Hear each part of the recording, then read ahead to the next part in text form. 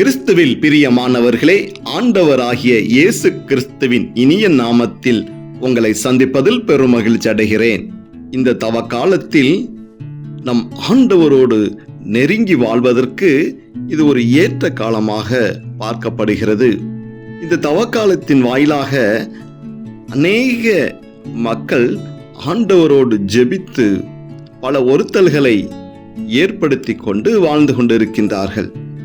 ஏன் இப்படியான ஒரு வாழ்க்கையை நாம் இந்த தவக்காலத்தில் மட்டும்தான் வாழ வேண்டுமா என்று நாம் சிந்திக்க அழைக்கப்படுகின்றோம்.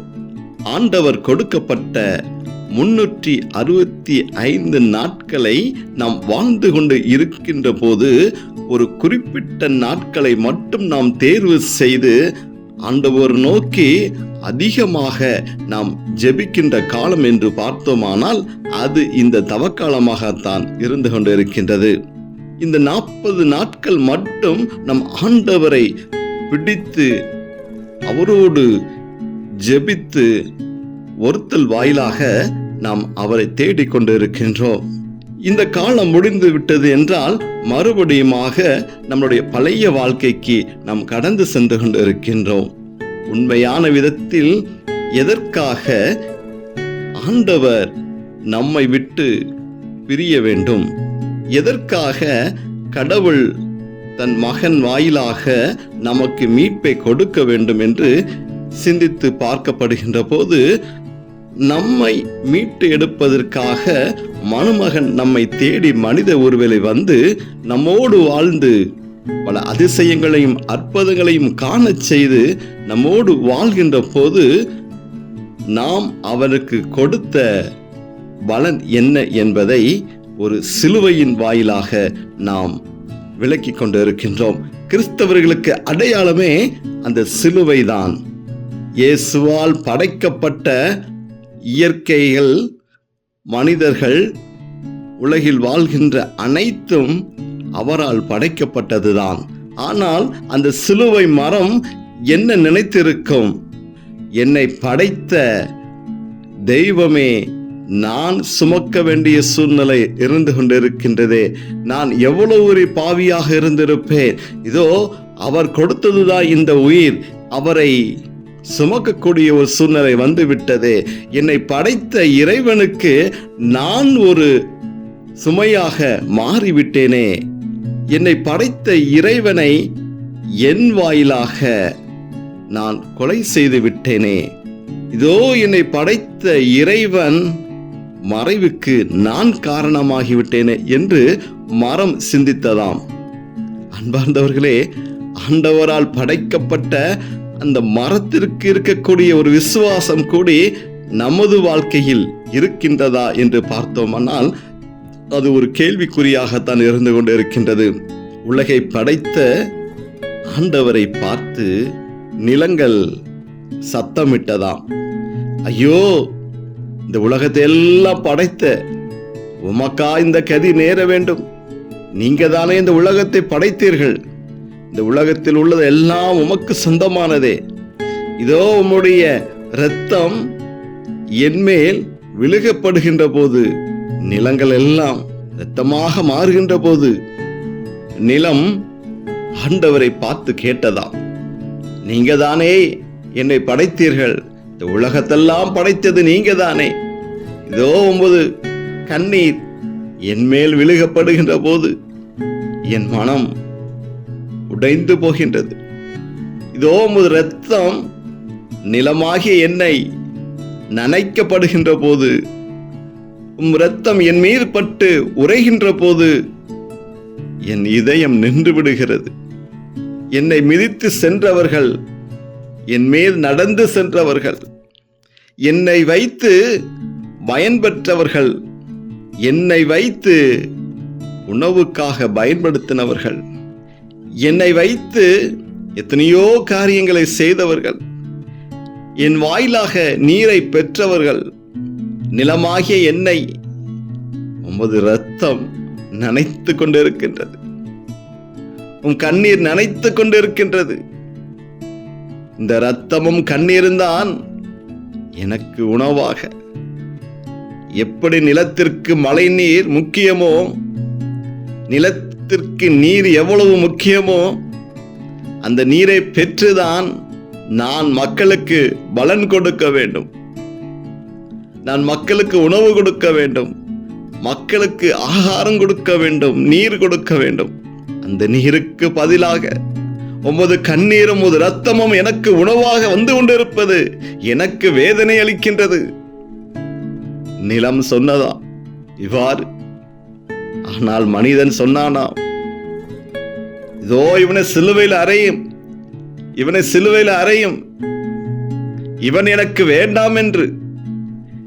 இயற்கைக்கு இருக்கக்கூடிய விசுவாசம் மனிதனுக்கு இல்லாத நிலைதான் இன்று நாம் பார்த்து கொண்டிருக்கின்றோம். மனிதனை தேடி வந்த தெய்வத்திற்கு மனிதன் கொடுக்கின்ற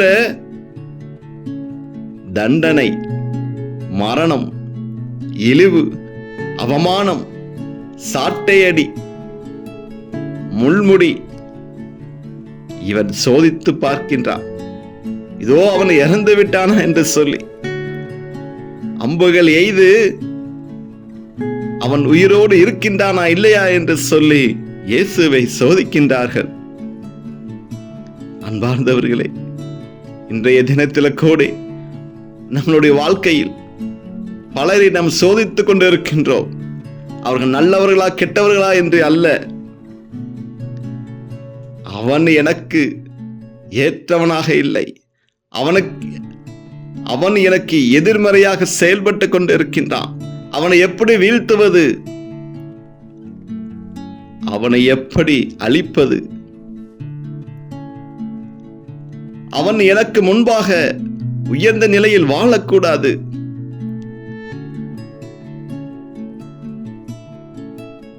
என்றெல்லாம் சொல்லி மனிதன் சுயநல நிமித்தமாக வாழத் தொடங்கிவிட்டான். மத்தேயு 16வது அதிகாரம் 21 26 இறைவார்த்தை வரை வாசிக்கப்படுகின்ற போது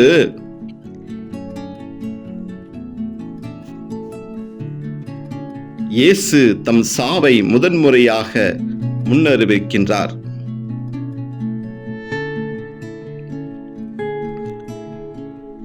இதை அறிந்து பேதுரு இயேசுவை அழைத்து, ஆண்டவரே, இது வேண்டாம், இப்படி உமக்கு நடக்கவே கூடாது என்றார். ஆனால் இயேசு பேதுருவை திரும்பி பார்த்து, என் கண்முன் நில்லாதே சாத்தானே, நீ எனக்கு தடையாய் இருக்கின்றாய், ஏனெனில் நீ கடவுளுக்கு ஏற்றவை பற்றி எண்ணாமல் மனிதருக்கு ஏற்றவை பற்றி எண்ணுகிறாய் என்றார். என்னுடைய மரணம் என் தந்தையால் நிர்ணயிக்கப்பட்டது, என் தந்தை முன்குறித்ததைத்தான் நான் செய்வேன் என்று ஆண்டவர் இயேசுவுக்கு கொடுத்த விசுவாசத்தில் அவர் நிலைத்து நிற்கின்றார். இது இப்படிதான் நிறைவேற வேண்டும், இப்படிதான் நடக்கப் போகிறது, எனக்கு தெரியும், இதற்கு நீ குறுக்கே வராதே, நீ மனிதனாக சிந்திக்காதே என்று பேதுருவை கடிந்து கொள்கின்றார். என்னை பின்பற்ற விரும்புகின்றவர்கள் தம் சிலுவையை தூக்கிக் கொண்டு என்னை பின்பற்றட்டும். இப்படியாக நம்ம வாசிக்கின்ற அந்த வாசகங்கள் நம்மளுடைய வாழ்க்கையில் இருந்து கொண்டிருக்கின்றதா? யாரெல்லாம் இயேசுவை நோக்கி இயேசுவோடு ஜெபித்து வாழ்கின்றார்களோ, எத்தனை சோதனைகள் வேதனைகள் வந்தாலும் அந்த சிலுவையை தூக்கி கொண்டு என்னை பின்தொடரட்டும் என்றார். இதோ இயேசு பிலாத்துவால் கையளிக்கப்பட்டு சாவுக்கு கையளிக்கப்படுகின்ற போது, சிலுவையை சுமத்தப்படுகின்ற போது தட்டி தடுமாறி நடந்து சாவை தேடி நடந்து செல்கின்ற போது யாரெல்லாம் அவரோடு சிலுவையை சுமந்தவர்களாக சென்றார்கள்.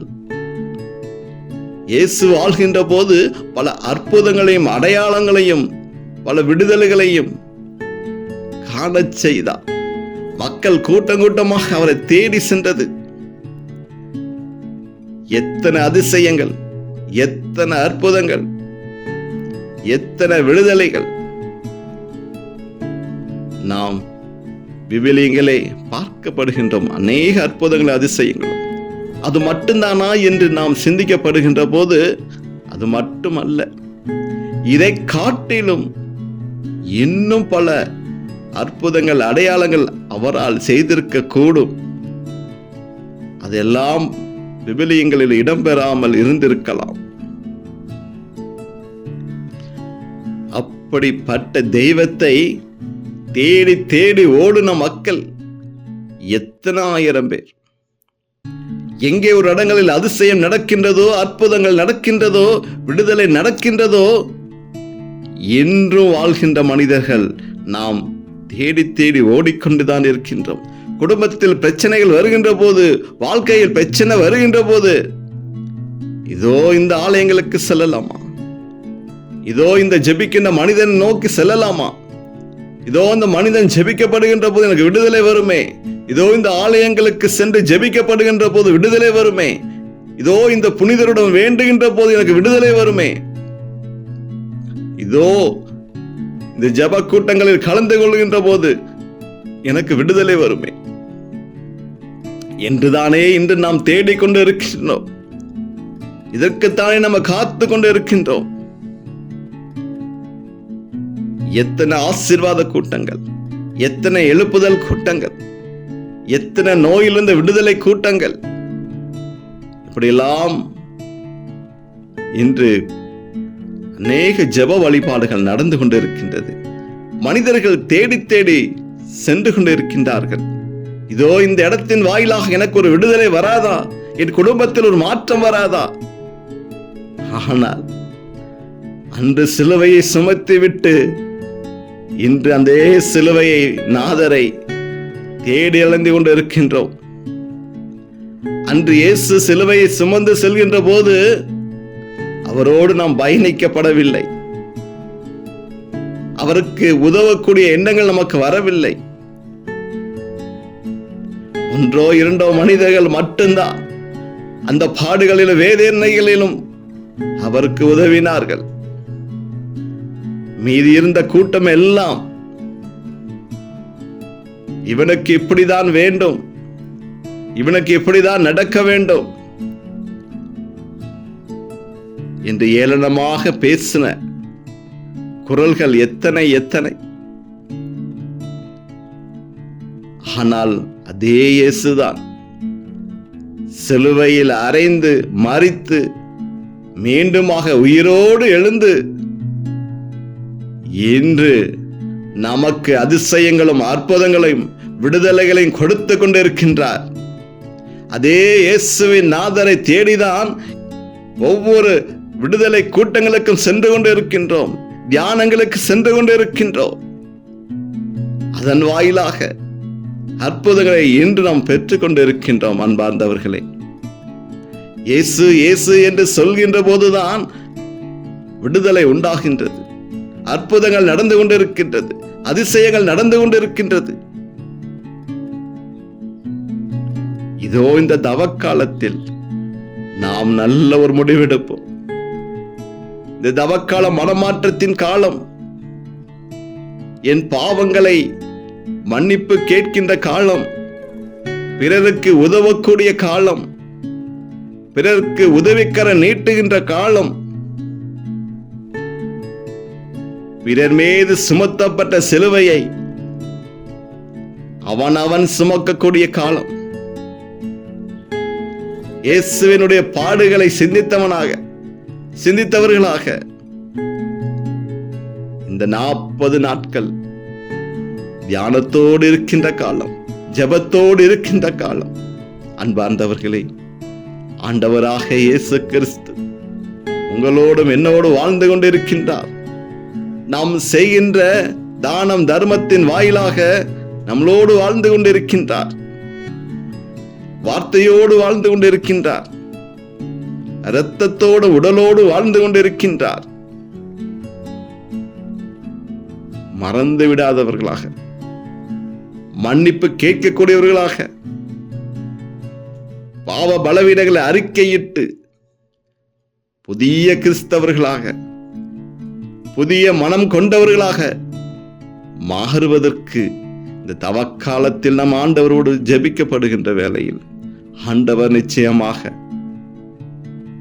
நம்மை மனம் இறங்கி நம்முடைய பாவ பலவீனங்களை மாற்றக்கூடியவராக இன்று வரை இருந்து கொண்டிருக்கின்றார்.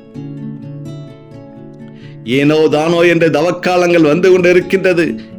இதோ தவக்காலத்தில் தவ அடையாளமாக என் உடையை மாற்றிக்கொள்கிறேன், உபவாசம் இருக்கின்றேன், திருப்பயணங்கள் சென்று கொண்டே இருக்கின்றேன். இது அல்ல ஆண்டவர் விரும்புவது. இந்த தவ காலத்திலே ஆவது, இயேசுவினுடைய பாடுகளை சிந்திக்கப்படுகின்ற போதாவது, 1ஆம் நிலையில் இருந்து 14 நிலை வரை நாம் பிரித்து ஒவ்வொரு நிலைகளையும் தியானிக்கப்படுகின்ற போது அவர் 2000 ஆண்டுகளுக்கு முன்பாக பட்ட வலியும் வேதனையும் நாம் நினைவுபடுத்திக் கொண்டு வாழ்ந்து கொண்டிருக்கின்றோம். ஆடைகளை மாற்றுவது அல்ல, உபவாசம் இருப்பது அல்ல, திருப்பயணம் செல்வது அல்ல. நாம் இதயத்தை கிழித்தவர்களாக, நம்முடைய பாவ பலவீனங்களை நினைத்து மன்னிப்பு கேட்கக்கூடியவர்களாக, என்னுடைய பாவமும் பலவீனமும் இயேசுவின் மேல் சுமையாக சுமத்தப்பட்ட அந்த சிலுவை என்னுடையதாக இருக்குமோ, நான் கொடுத்த சிலுவையாக இருக்குமோ? ஐயோ ஆண்டவரே, தெரிந்தோ தெரியாமலோ என்னுடைய சிலுவை உம் தோளில் மேல் இருந்தது என்றால், அப்பா என்னை மன்னித்து விடுங்க ஆண்டவரே, அப்பா என்னை மன்னித்து விடுங்க. தெரிந்தோ தெரியாமலோ தவறுகள் செய்து விட்டேன்.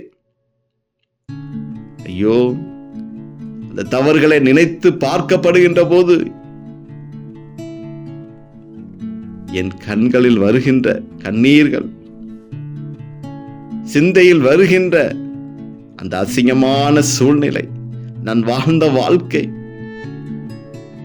என் மனதை புண்படுத்துகின்றது. ஆண்டவரே, என்னை மன்னிப்பீங்களா? அப்பா, என்னை மன்னிப்பீங்களா ஆண்டவரே?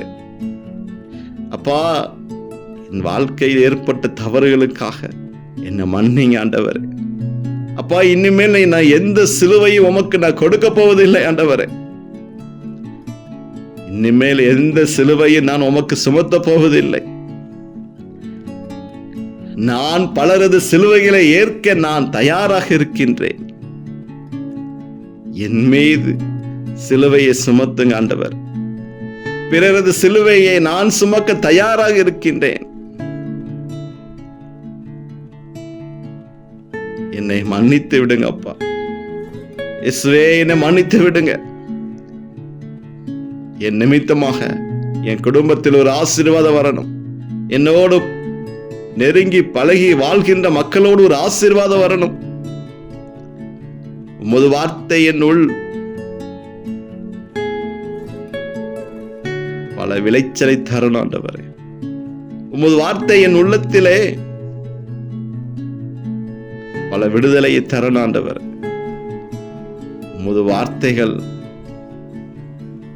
வீணாய் போகாதபடி நல்ல நிலத்தில் விழுந்த விதை போல் விருட்சமாகி உலக மக்களுக்கு பயனுள்ளதாக இருப்பதற்கு நான் ஒரு வித்தாக இருக்கின்றேன் ஆண்டவரே. நான் ஒரு வித்தாக இருக்கின்றேன் ஆண்டவரே. என்னை எடுத்து பயன்படுத்துங்க ஆண்டவரே. இயேசுவே, என்னை எடுத்து பயன்படுத்துங்க அப்பா. இப்படியாக நாம் சிந்திக்கப்படுகின்ற போது இந்த தவ காலம் உண்மையிலும் ஒரு மனமாற்றத்தின் காலமாக இருக்கும். 40 நாட்கள் அல்ல, 365 நாட்களும் இயேசுவினுடைய பாடுகளை சிந்தித்தவர்களாக நாம் வாழ்கின்ற போதுதான் தவறுகள் செய்ய மாட்டோம், பாவங்கள் செய்ய மாட்டோம், தீமைக்கு துணை போக மாட்டோம். ஆண்டவர் சொல்கிறார், நீ எதை செய்தாலும் என்னை மனதில் வைத்து செய் என்று சொல்கின்றார்.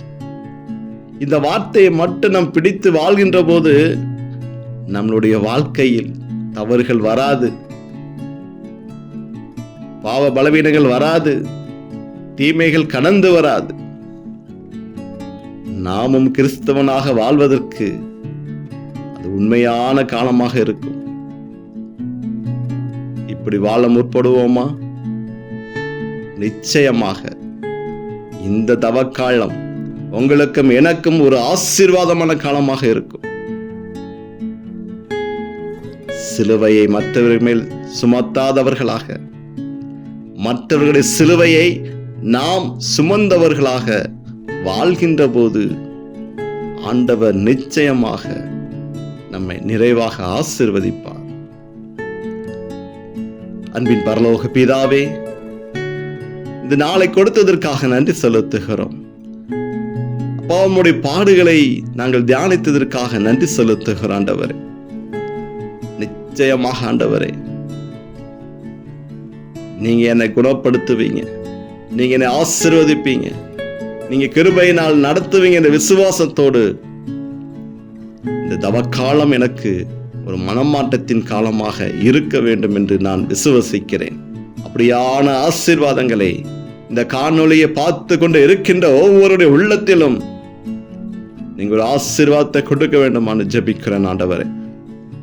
நீங்க ஒரு ஆசீர்வாதத்தை கொடுக்க வேண்டுமா கூட ஜெபிக்கிறோம்.